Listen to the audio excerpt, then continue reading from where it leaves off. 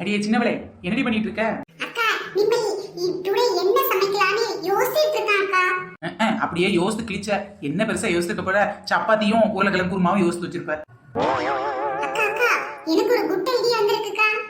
சரிடி, அப்படி ஸ்பெஷலா இன்னைக்கு சமைக்கிறதுக்கு என்னத்தை யோசிச்சு வச்சிருக்க சொல்லு பார்க்கலாம். ஒரு ஸ்பெஷல் டிஷ்க்கா, ஸ்பெஷல் டிஷ்.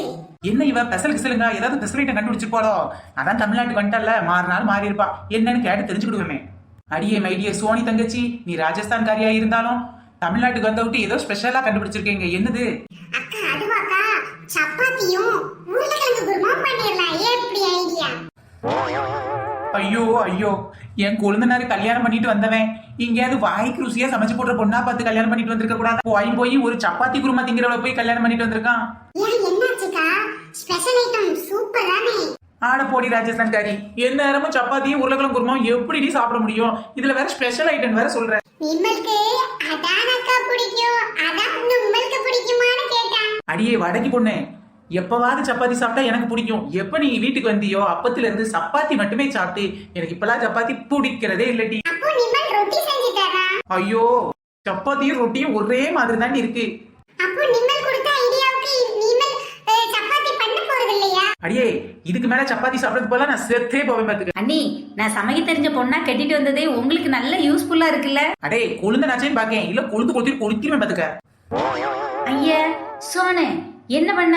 அண்ணி என் மேல கடுப்புல இருக்காங்க. நிம்மல் சமைக்கிறதுக்கு ஒரு டிஷ்க்கு ஐடியா கொடுத்தான். நிம்மல் அண்ணி கோவப்படுறான். சமைக்கிறதுக்கு ஏதாவது டிஷ் ஐடியா கொடுக்கறது என்ன தப்பு இருக்கு? அண்ணி, அவ ஐடியா தானே கொடுத்தா, அது பிடிக்கலன்னா பிடிக்கலன்னு சொல்ல வேண்டியதானே. அது ஏதோ ஸ்பெஷல் டிஷ்ன்னு வேற சொல்ற.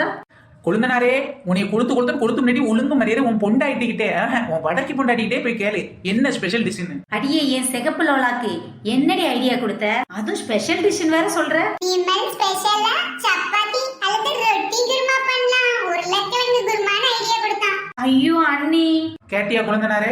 இவ டெய்லியும் சப்பாத்தி குருமா போட்டு நம்மள கொலை பண்றாளேன்னு சொல்லி தான் நான் இன்னைக்கு சமைக்க வந்தா. இவன் எனக்கே திரும்ப அதை சமைக்க சொல்லி ஐடியா கொடுக்குறான். சமைக்க தெரியாத பொண்ணா இருந்தா கூட பரவாயில்ல, ஆனா ஒரே ஒரு டிஷ்ஷை சமைக்க தெரிஞ்சுட்டு இவ உயிரெடுக்கிறது என்னால தாங்க முடியல. கொழுந்து, என் கொழுந்து. அடியே நெட்டவெளி, என்னடி பண்ற? ஐயோ, என் கதை விடுங்க. ஆமா, என்ன கிச்சன் பக்கம் வந்திருக்கீங்க? பாத்திரம் விளக்கி தர போறீங்களா? அட போடி, அதான் உனக்கு சமையலுக்கு என் தம்பி தான் ஒரு புதுசா பொண்ணை கட்டிட்டு வந்துட்டாலே, அவளு நீயும் சேர்ந்து ஈஸியா சமைச்சிருவீங்க. அட கொழுந்து, உங்க அண்ணனை சும்மா இருக்க சொல்லு. ஏற்கனவே உன் பொண்டாட்டி கொடுத்த ஐடியாவில் நான் கடுப்புல இருக்கேன். இதுல உங்க அண்ணன் வரவா? பெரிய தஞ்சி நிம்மல் சமைக்கலான்னு சொல்றான்.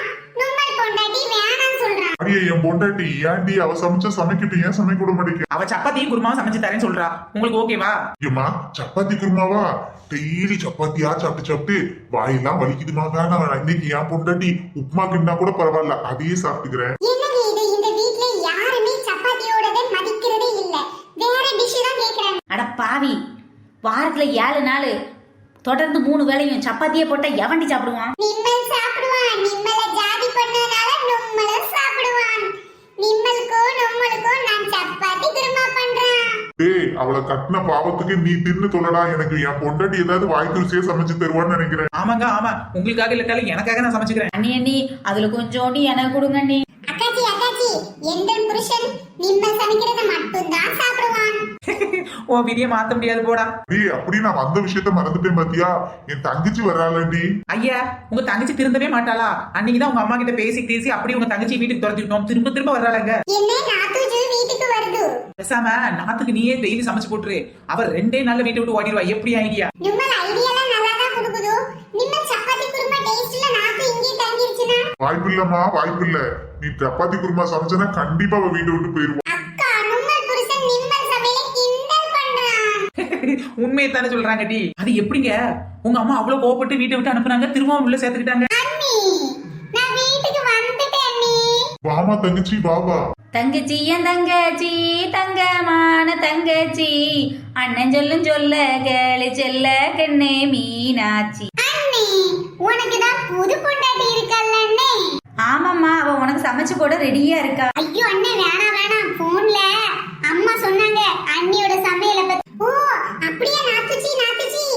ஏ, ஒண்ணு நாத்தம் இல்லாம தான் இருக்கு. நாத்துஜி அப்படி கேக்கல. நாத்து ஜி என்ன சொன்னாங்க உங்க அம்மா நிம்மல் சமையல் பத்தி? என்ன சொன்னாங்க அண்ணே? அதை எப்படி என் வாயால சொல்லுவேன்? வழியே இல்ல நாத்து, நீ சொல்லித்தான் ஆகணும். உங்க சப்பாத்தியோட பெருமையை பேசினேன். வாவ், அம்மா எல்லாத்துக்கும் காரணம் உங்க சப்பாத்தி தானா? நிம்மல் அத்தைஜி நிம்மளே குறை சொல்றான். நிம்மல் ஆசையா அத்தைஜிக்கு சமைச்சு போட்டான். பட் நிம்மல் அத்தைஜி நிம்மளே குறை சொல்றான். அடியே சோனி, நான் ரொம்ப ஆசையா பிரியாணி செஞ்சு கொடுத்தாலே தின்னுட்டு எங்க அத்தை குறை தான் சொல்லும். நீ செஞ்சு கொடுத்தது சப்பாத்தி, அதுவும் டெய்லியும் சப்பாத்தி. குறை சொல்லாம என்ன பண்ணுவாங்க? அண்ணி ப்ளீஸ் அண்ணி நீங்களே சமைச்சிருங்க அண்ணி. அடியே நாத்து, ஆமாண்டி நீங்களே சமைச்சிருங்க. அடே கொழுந்து, உங்க 2 பேத்துக்கு கழிச்சு நானே சமைக்கிறேன்டா. அண்ணி என்ன சமைக்க போறீங்க? அதுவாடி, நீ வர்றேன்னு சொல்லிட்டு நாத்து, உங்க அண்ணன் காலையில 1 கிலோ சிக்கனும் 1 கிலோ மட்டன் எடுக்க கிளம்பிட்டாங்க. ஆஹா, இன்னைக்கு அப்ப மட்டன் பிரியாணி சிக்கன் கிரேவி போல செமையா சாப்பிட்டு என்ஜாய் பண்ணிட வேண்டியதான். ஓ அண்ணி, அப்போ இன்னைக்கு சிக்கன் பிரியாணியும் மட்டன் குருமாவுமா இல்ல மட்டன் பிரியாணியும் சிக்கன் குருமாவுமா? பாத்தியாடி, அவளுக்கு நாம வாய்க்கு ருசியா செஞ்சு போட்டோம்னு வச்சுக்கேன், அவ இங்க இருந்து கிளம்பவே மாட்டா. அக்காச்சி அக்காச்சி இப்ப என்ன பண்றது? இருட்டி சே, எனக்காக எதுக்க நீ இவ்வளவு தொடபுடலா? நான் தான் இப்ப வந்ததும் கிளம்பிடுவேனே. பாத்தியாடி சோனி, நீ ராஜஸ்தானிக்காரி, உடனே உன் அம்மா வீட்டுக்கு போக முடியாது. இவ உள்ளூருங்கிறதுனால அடிச்சு பிடிச்சேன்னு அம்மா வீட்டுக்கு வந்துடுறா. நீனா அம்மா வீட்டுக்கு போனா 10 நாள் தங்குவ.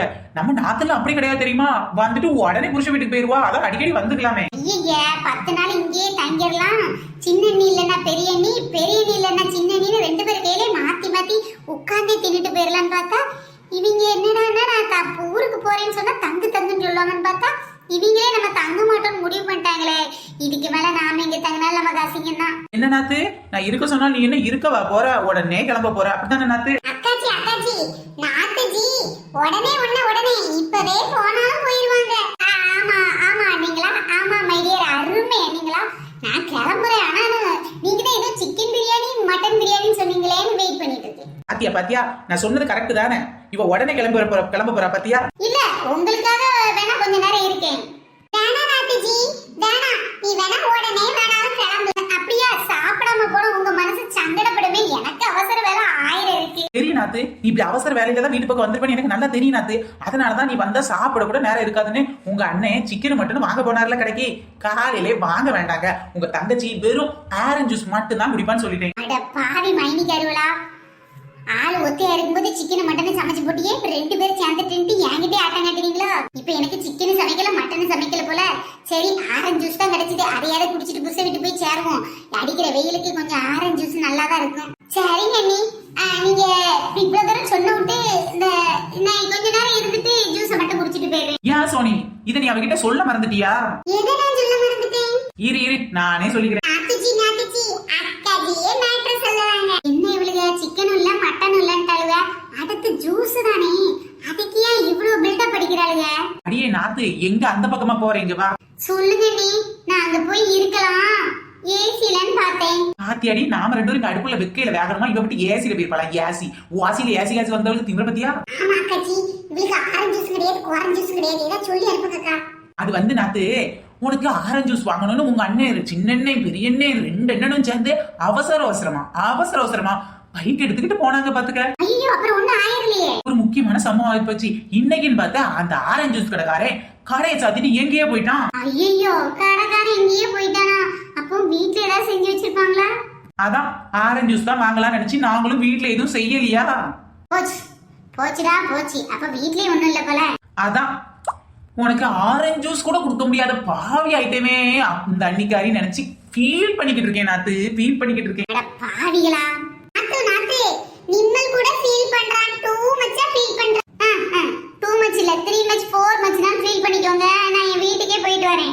அம்மா வீட்டுக்கு வந்தா 1க்கு 2 அண்ணி இருக்காளுக, வாய்க்கு ருசியை சமைச்சு போடுவாளுன்னு பார்த்தா எல்லாத்தையும் கழுவி கவுத்தி தான் போட்டுருக்காளுவ. எங்க அம்மா ஊருக்கு போன நேரம் பார்த்து இங்க வந்தது தப்பா போச்சு. அம்மா மட்டும் கோயிலுக்கு போயிட்டு வரட்டும், அப்புறம் இருக்குது இவளுக்கு சங்கதி. புருஷ வீட்டுல இருந்தே வேலையை பார்த்திருக்கலாம், ஏன்டா இங்க வந்தேன் ஆயி போச்சு. நாத்துஜி அடிக்கடி வந்துட்டு போறான். எதுக்கு வந்துட்டு வெறும் வயித்தோட போறதுக்கா வெறும் கையோட போறதுக்கா?